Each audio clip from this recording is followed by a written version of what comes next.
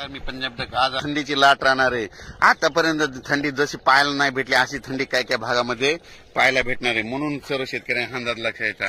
पण राज्यातल्या कांदा उत्पादक शेतकऱ्याला सांगू इच्छितो की तुम्ही काय करा, तुमचा कांदा काढणे असेल तर तुम्ही काय करा 19 तारखेपर्यंत तुमचा कांदा काढा, कारण की राज्यामध्ये ना परत 20 डिसेंबर नंतर एकदा वातावरण खराब होणार आहे, म्हणून हा अंदाज लक्षात यायचा।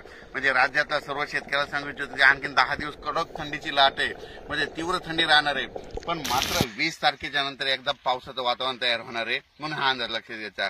राज्यातल्या कांदा शेतकऱ्याला सांगू इच्छितो की तुम्ही तुमचा कांदा काढून घ्या, कारण की 20 तारखेच्या तुम्ही कांदा काढून झाकून ठेवा, कारण की राज्यामध्ये सांगायचं झालं तर लातूर जिल्हा, बीड जिल्हा, परभणी जिल्हा, धाराशिव जिल्हा, सातारा, सांगली, सोलापूर, कोल्हापूर, नगर जिल्हा या भागामध्ये 20 तारखेच्या नंतर एकदा वातावरण खराब होणार आहे, नाशिक पर्यंत खराब होणार आहे, म्हणून हा अंदाज लक्षात घ्यायचा।